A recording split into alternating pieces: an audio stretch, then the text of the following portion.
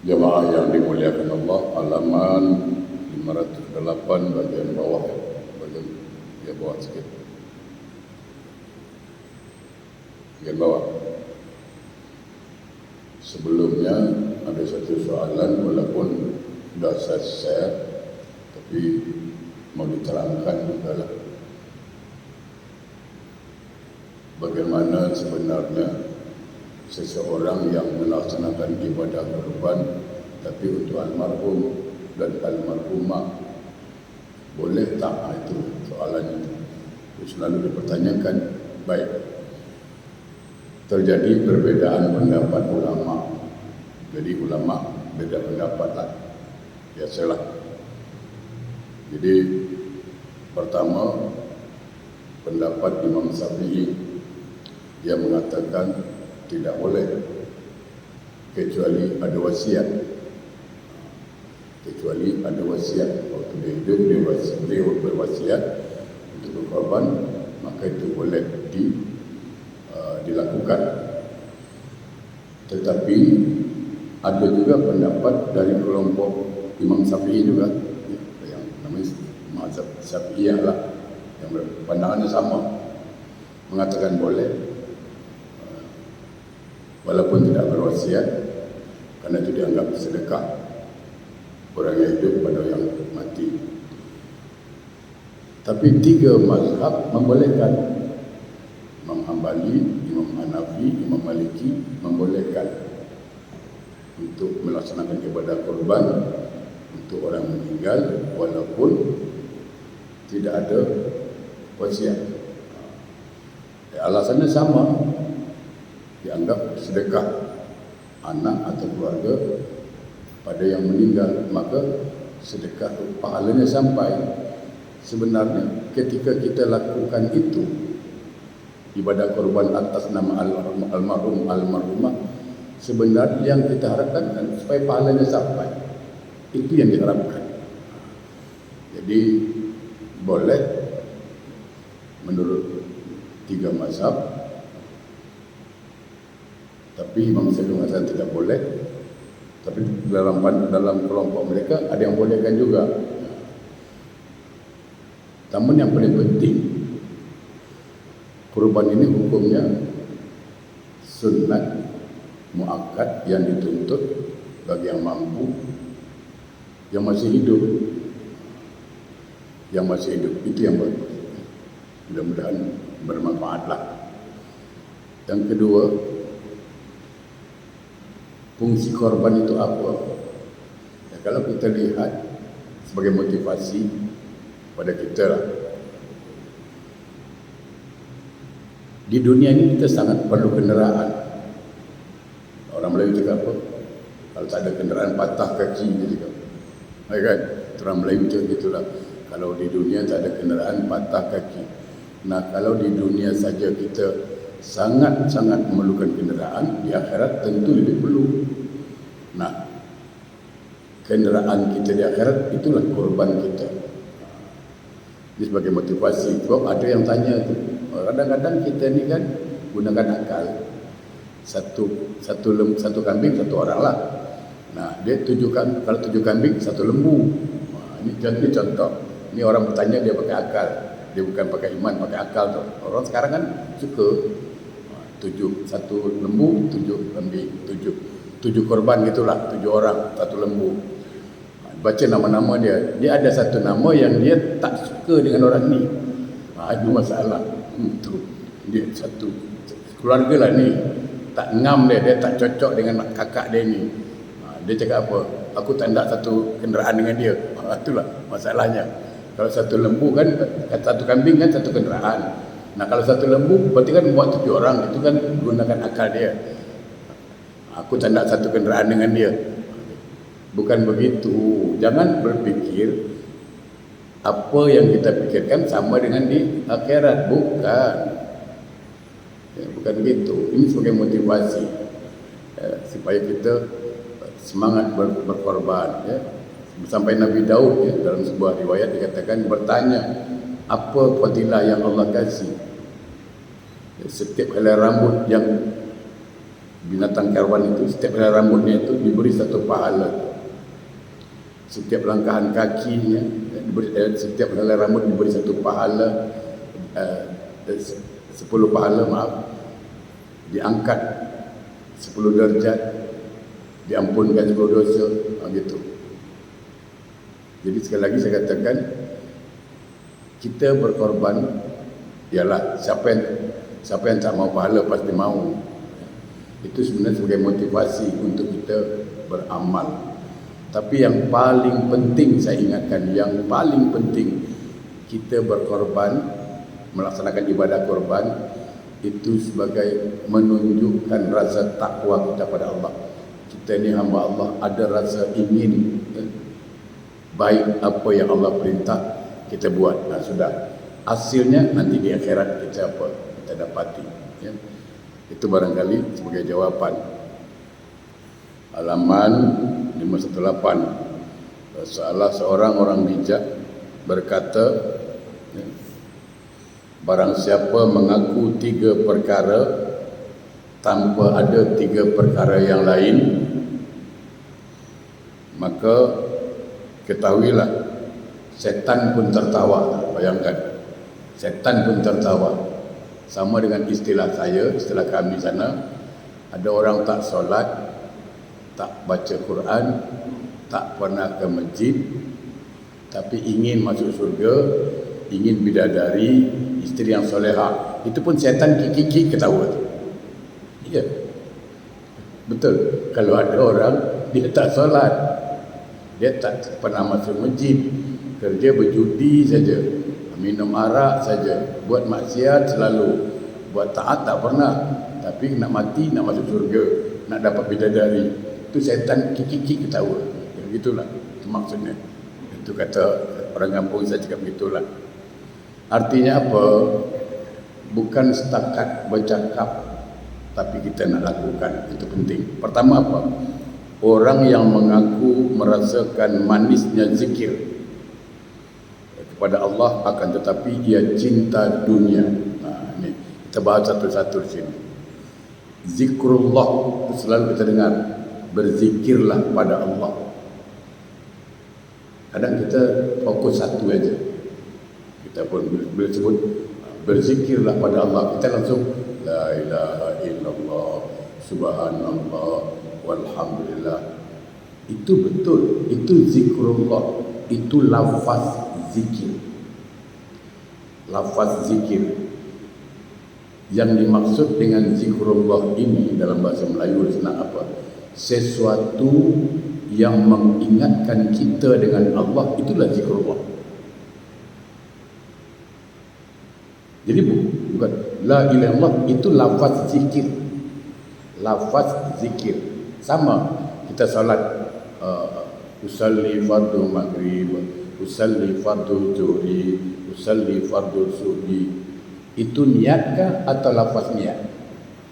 Lafaz niat, bukan niat. Ingat itu betul-betul. Jadi kalau kita salat baca usalli fardu maghrib, usalli fardu zuhri, tapi dalam hati tak berniat, tak sah dia. Tak sah nanti. Jadi sama, zikrullah itu lafaz niat. Lafaznya apa? La ilaha illallah itu lafaz zikir, ucapan zikir lah. La ilaha illallah itu ucapan zikir. Yang zikir itu apa? Sesuatu yang mengingatkan kita pada Allah, itu zikrullah. Sama, duduk di sini ini zikrullah kan? Ini disebut majlis zikir. Kita sedang membincangkan sesuatu yang mendekatkan kita pada Allah, maka disebut ini zikrullah. Nah,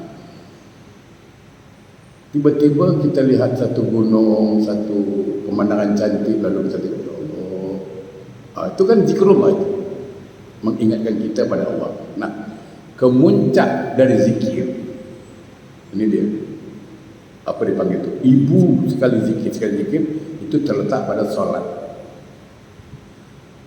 Jadi kalau dia bicara Allah, bicara ingat Allah, tapi tak solat, itu bukan.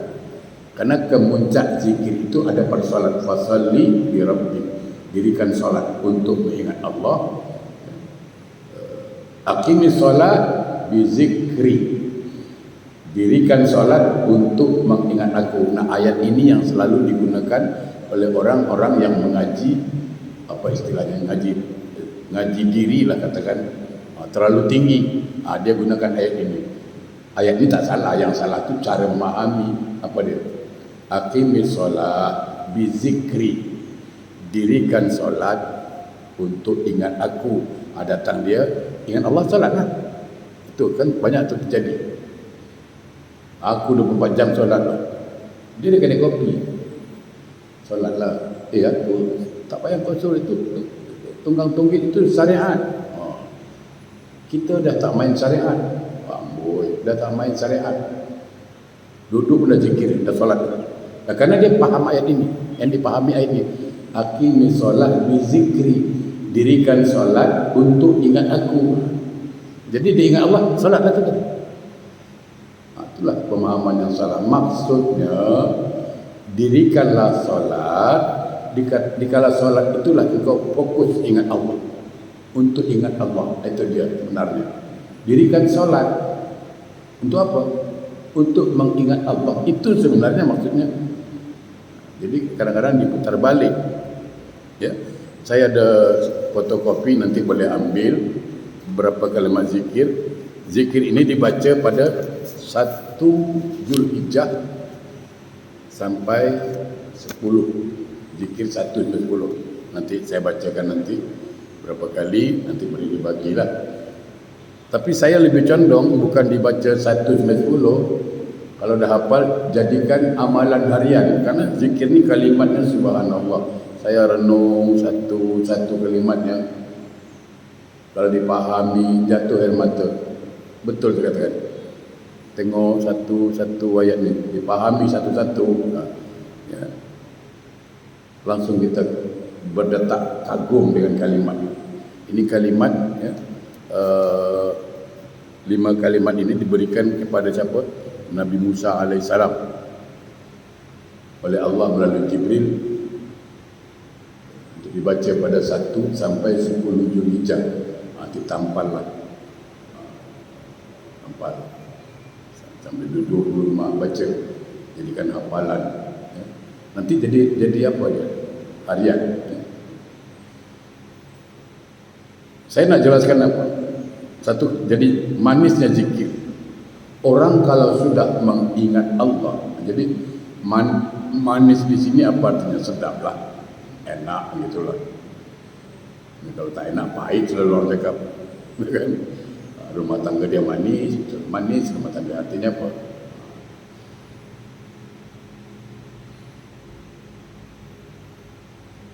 Jadi kalau dia mengaku berzikir kepada Allah, ingat pada Allah, tapi masih cinta dunia, maksudnya apa? Terlalu cinta dunia, itu dikatakan zikirnya belum sampai kepada hakikatnya, pada sebenarnya lah. Saya jelaskan apa? Salah tak kita cinta dunia? Tidak, tak. Saya katakan tak salah. Tidak salah cinta dunia, karena memang dunia ini Allah ciptakan untuk kita. Yang salah tu bila dunia semata-mata, itu dunia di hati kita, itu yang jadi masalah. Sampai lupa akhirat, itu yang jadi masalah. Allah mengatakan apa? A'udzubillahi minasyaitonirrajim. Wa bataghi fima ataqallahu darul akhirah wa la tansa nasibaka minad dunya. Usahakan, kata Allah, apa yang Allah sudah berikan kepadamu, apa yang Allah dah kasih, umur, rezeki, pangkat, apa yang Allah kasih, anak, usahakan, kata Allah, yang dikasih, yang diberi ini jadikan bekal untuk ke akhirat. Itu wala tansa nasibaka minad dunya, tapi jangan pula kau sampai lupa nasib di dunia. Kan artinya apa?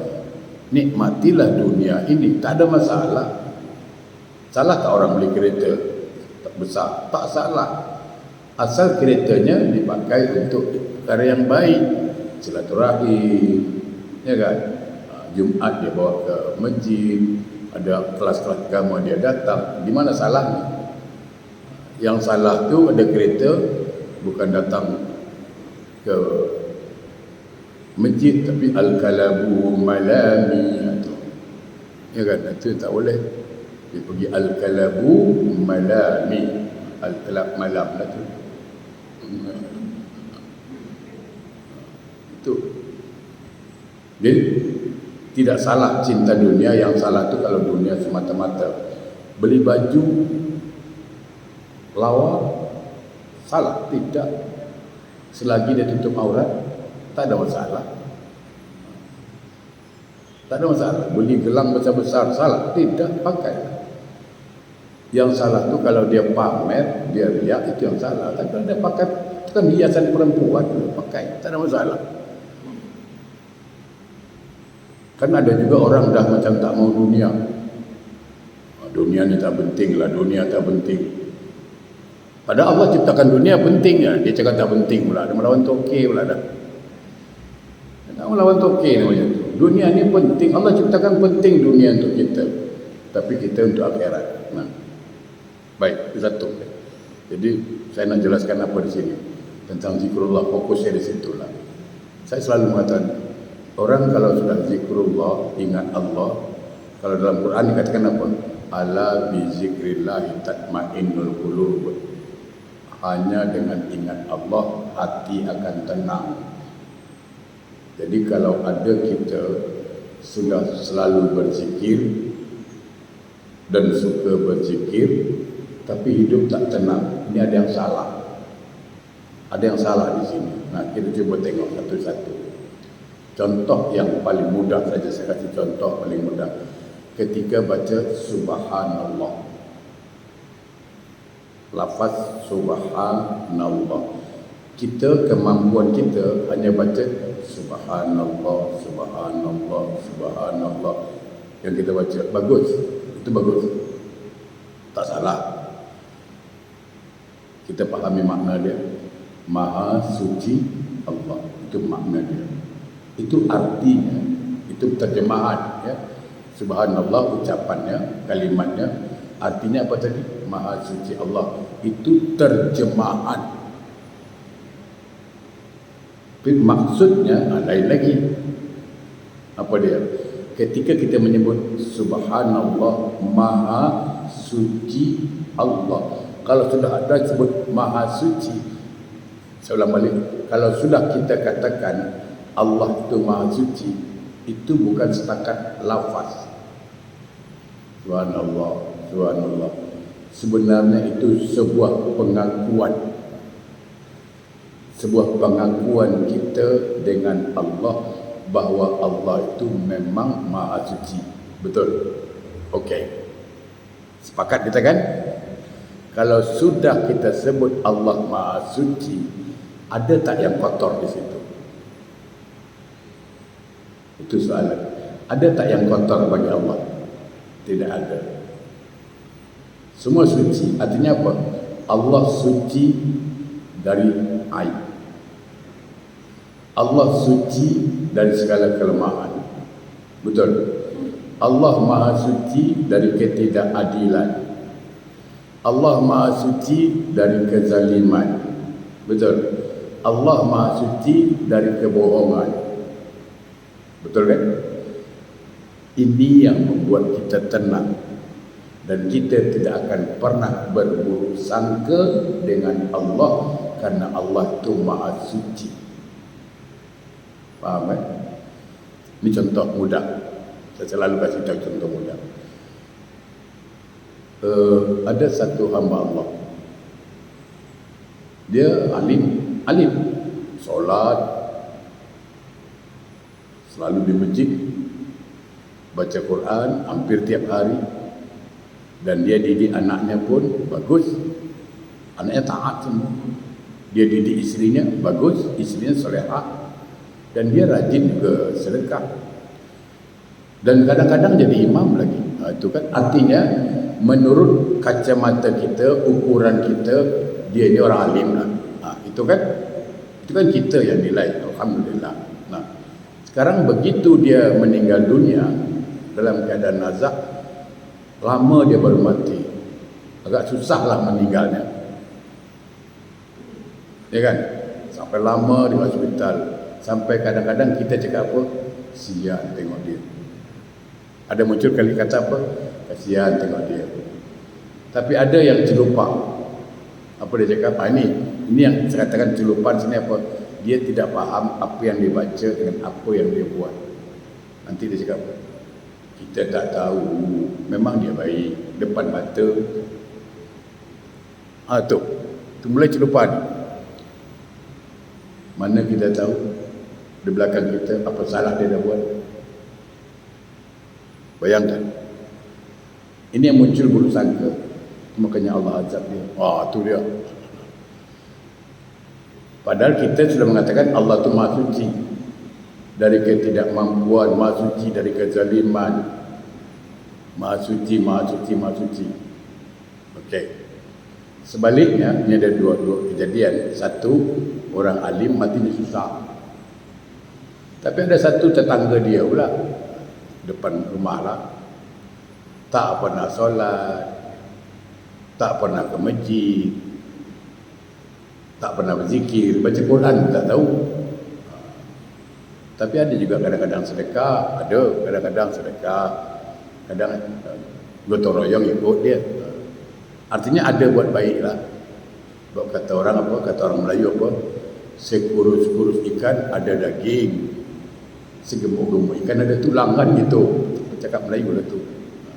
Ada buat baik. Mati dia senang pula. Mati dia senang. Ini hari masuk hospital, petang dah meninggal. Senang. Tak, orang cakap apa? Tak menyusahkan. Itu. Ini dua kejadian begini. Cuba tangkap dengan iman, jangan tangkap dengan akal. Ini orang berzikir, dia akan mengatakan apa? Baik. Orang yang alim ini memanglah susah mati. Tadi saya katakan apa? Segemuk-gemuk ikan ada tulang, sekurus-kurus ikan ada daging, sebaik-baik orang ada salah. Betul? Sejahat-jahat orang ada baik. Okey. Artinya kita mengaku ini. Untuk itulah, karena dia ini manusia, tetap ada kelemahan, tetap ada kelalaian. Untuk itulah Allah bersihkan semua kesalahan yang dia lakukan melalui sakitnya mati, agar dia bertemu dengan Allah bersih. Jadi kalau bahasa kita, kena bilas lah, kena cuci lah dulu. Gitulah bahasa dia. Sakit yang dirasakan tak seberapa dibandingkan dengan sakit dalam kubur, sakitnya di akhirat. Faham kan? Orang ini sebaliknya lagi ni. Jadi ini sakitnya sebagai pembersih. Kan disebut apa? Sakit itu kan penghapus dosa. Itu satu ya. Sebaliknya orang ini yang baik tadi, tak solat tapi baik jugalah, mati senang. Kenapa? Dalam Quran kan ada ayatnya apa? Minasyaitonirrajim, bismillahirrahmanirrahim. Faman ya'mal misqala dzarratin khairan yarah. Pernah dengar ayat itu kan? Barang siapa berbuat baik, Allah akan balas kebaikannya. Jadi orang ini walaupun tak solat, walaupun tak pernah ke masjid, tapi pernah buat baik, itu yang Allah balas kebaikan. Allah balas kebaikannya, bukan pahala tu. Dia tak pahala tak dapat, pahala dapat dia, pahala tak dapat. Ya kan? Jadi kebaikannya itulah dibalas oleh Allah ketika dia meninggal. Supaya apa? Supaya di akhirat dia nak tuntut apa? Aku ada sedekah pun, aku pun tolong orang. Aku dah balas engkau waktu mati, kau senang apa? Jangan banyak tanya sekarang lagi. Sudah selesai. Itu. Itu. Jadi itu dipahami. Nah, orang yang suka berzikir, dia relax, dia tak ada apa-apa. Karena dia tahu Allah itu Maha Suci. Dia, kenapa aku sakit? Kenapa? Dia tak ada tanya lagi tu. Kenapa aku miskin? Kadang-kadang dia tidak akan pernah menyalahkan Allah. Tapi dia karena Allah itu Maha Suci, maka dia berbaik sangka dengan Allah. Mungkin aku miskin ini supaya selalu minta dengan Allah. Gitulah kurang. Mungkin kalau aku sakit, mungkin supaya Allah ingatkan aku ingatkan dia. Jadi berbaik sangka terus dengan Allah. Mungkin Allah kasih kaya supaya apa? Supaya aku senang masuk surga. Jadi dia tetap berbaik sangka dengan Allah. Tidak ada rasa buruk sangka. Ketika dia baca Alhamdulillah, Alhamdulillah, segala puji bagi Allah, itu dia. Artinya apa? Segala puji bagi Allah. Sekali lagi, itu bukan setakat ucapan tapi statement kita dengan Allah, bahawa siapapun puji kita, apapun orang puji kita, kita akan balikkan kepada Allah. Karena segala puji milik Allah. Bukan salah orang puji kita, tak salah pun. Saya pagi-pagi dah berapa orang cakap, Ustaz makin lawa, makin handsome lah, makin muda. Tapi saya slow aja.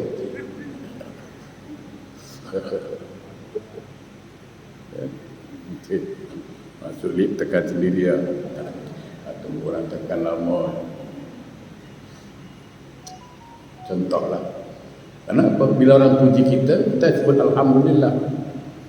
Kenapa? Karena saya cakap segala puji milik Allah. Jadi saya faham apa yang saya cakap. Itu satu. Jadi itu. Jadi tenang hidupnya. Soal rezeki, saya selalu sampaikan, apa yang buat kita risau? Rezeki Allah dah tentukan masing-masing. Rezeki saya dengan rezeki Haji Rajak tak sama, pasti tak sama. Rezeki saya takkan pindah ke orang ini, rezeki orang ini takkan pindah sama saya. Semua dah tetap masing-masing. Apa masalah sekarang? Tugas saya itu sudah tinggal menjemput. Jodoh Allah tentukan masing-masing. Apa lagi? Apa nak cemburu dengan bini orang? Apa isteri lawa? Apa lagi? Allah dah kasih dia. Tidak. Allah kasih bini kau dia. Bini ustaz gemuk lah, bukan gemuk, bukan banyak lemak, itu aja. Gemuk tak gemuk deh.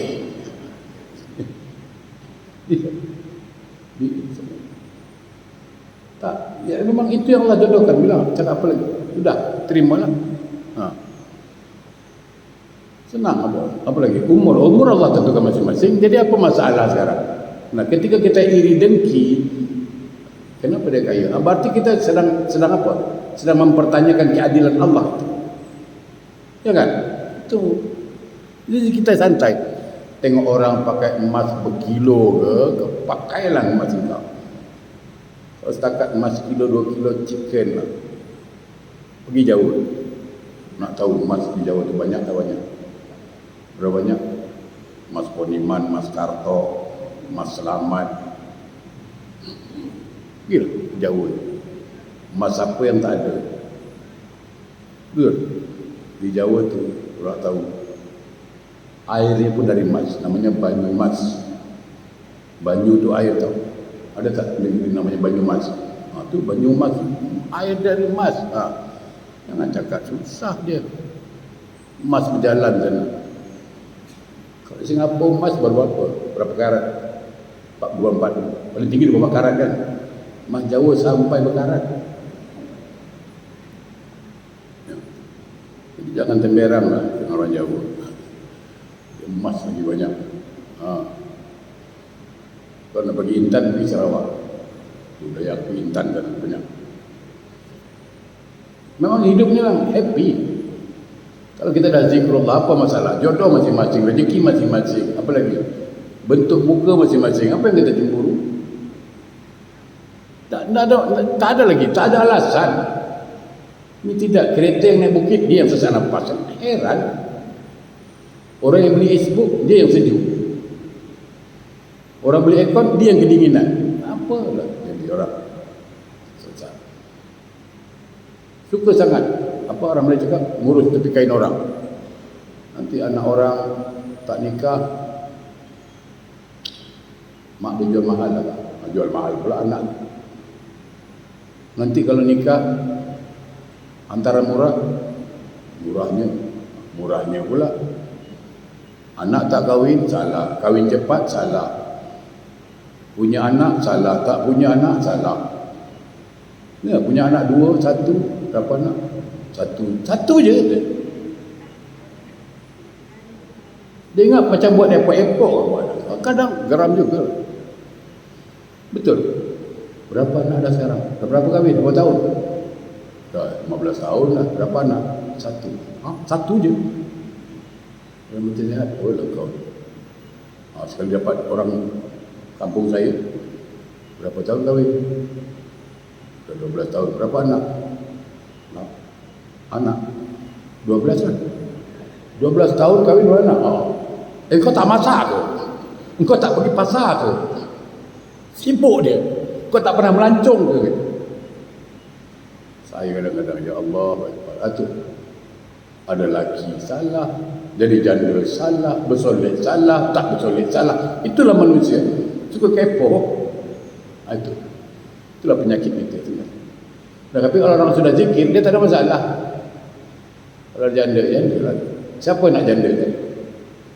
Tak ada orang nak janda. Kalau dah jodohnya putus, selesai masalah. Ada juga laki-laki kadang-kadang temberang lebih. Aku boleh hidup tanpa perempuan. Gigilah. Yang bercakap begitu tak sadar diri itu. Bukan tak. Ke perempuan tu tak ada yang nak dengan lagi dia lagi. Cakap tak juga perempuan. Sudah kadang-kadang juga. Aku boleh hidup tanpa perempuan. Gigilah. Nabi Adam ke dalam surga tu kurang apa sedang di surga. Kurang apa nikmat surga. Tu pun minta perempuan. Surga lagi minta perempuan, apalagi kau tinggal di panjang susah, sombong jadi orang. Ya kan? Ini geram-geram juga. Geram juga lah. Jadi kalau dah berzikir ni, apa yang buat kita tak cerah? Tenang, relax semua. Tapi kita pahami satu-satu. Yang kedua, orang yang mengaku ridho kepada Allah akan tetapi tidak boleh menahan hawa nafsunya. Ya. Kadang kita cakap melawan hawa nafsu. Bukan melawan, menahan. Melawan apa lagi? Lawan. Macam kuat jadi orang lawan konon. Yang melawan macam mana? Apa dah panggil apa? Face to face. Itulah bahasa Jawa kan. Face to face. Saya nampak musuh, musuh nampak saya, lawan lah. Ini saya tak nampak musuh, musuh nampak saya. Nak lawan macam mana? Kau nak lawan hawa nafsu? Kau nampak hawa nafsu? Dia nak lawan? Tak. Kontrol, menahan. Itu betul. Kadang kau nafsu kau tak ada lawan. Kau siapa? Lu siapa mau lawan? Kadang-kadang gunakan bahasa. Saya kadang-kadang selalu bahasa tu, tata bahasa tu bagus. Kadang-kadang kena betulkan apa dia tu kacang lupa kulit lah, dia ni macam kacang lupa kulit. Saya bilang kacang lupa kulit, kacang lupa kulit. Kenapa? Kalau Ustaz dulu susah dengan saya, sekarang dah maju, dia lupa saya. Macam kacang lupa kulit. Mestilah kacang tu mesti lupa kulit. Kalau dia dalam kulit, bila dia nak maju? Kita tanya dulu, kacang tu kalau tak lupa kulit, bila dia nak maju? Bila nak tumbuh lagi? Mesti nak tinggalkan kulit. Masih dalam kulit aja. Itu kan tata bahasa yang perlu diluruskan. Dulu apa? Ringan sama dijinjing, berat sama dipikul. Itu dulu. Sekarang gila pelabuhan. Ringan jinjing lah sama-sama. Berat kau upahkan lah. Berat apa nak dipikul? Siapa nak pikul sama-sama? Kan? Sekarang dah tak pakai itu. Berat di bandara tu. Pikul ke sebenarnya. Ada troli apa sekarang. Main pikul lagi dah. Ya. Nah sekarang, jadi nafsu itu bukan dilawan, menahan, kontrol. Karena nafsu tidak ada lagi. Kau kena bunuh nafsu, bunuh pula dah. Tidak, menahan, kontrol. Nafsu yang dikontrol itu yang mana? Yang ditahan itu yang mana? Nafsu amarah. Karena dia condong untuk berbuat mungkar. Musuh kita ni banyak. Satu di antaranya nafsu, iblis, cinta dunia, itu kan musuh semua itu. Nah, caranya macam mana? Dengan melawan mengontrol, dengan menahan. Bahasa kerennya lah, bahasa office-nya memanage. Itulah. Itu bahasa apanya tu? Menata dia. Nafsunya itu. Diarahkan. Ya kan, diarahkan nafsu itu. Karena nafsu ini kadang-kadang condong kepada yang buruk. Contoh saya kata orang ya. Orang alim, ahli ibadah, ustaz ke apa ke. Godaan paling besar dengan aku ini apa? Harta. Ustaz dia tak tergoda dengan harta, betul. Ustaz tergoda dengan pangkat, tidak. Orang alim tidak. Yang selalu menggoda orang alim itu perempuan. Betul, perempuan. Kasih harta, no. Haram. Kasih pangkat, haram. Tunjukkan minat, haru. Ya, saya tak usah kata apa-apa lah. Makanya selalu saya cakap. Kalau orang ini tantangannya. Ada orang dia tak tergoda dengan perempuan, tapi dengan pangkat pula. Ada orang tak tergoda dengan pangkat, dengan perempuan, ada dengan duit pula. Jadi itu. Tapi orang alim yang ahli ibadah, itu tantangannya berat kepada perempuan. Banyak, bukan satu dua, ya kan? Kita bukan cerita aib, tidak. Sudah kita tengok bukan satu dua, banyak kes. Naudzubillah min zalik. Jadi diarahkan. Kalau ketika makanya keputusan kalau nampak perempuan cantik balik rumah kan itu. Karena apa yang ada pada perempuan itu ada sama bini, sama isteri kau, kata Nabi. Tak percaya kau pergi cek lah. Pasti ada, tak ada yang kurang pun. Cuma karena nafsu tadi, syahwat tadi, itu dia. Ya, tuh. Ridho ni apa? Ni selalu saya. Apa itu ridho? Selalu saya tanya. Apa itu ridho? Ada yang jawab, ridho tu senanglah. Ridho Allah artinya senang Allah. Ridho tu apa? Suka. Kan? Ini saya kita bincang ridho dulu. Apa itu ridho? Senang.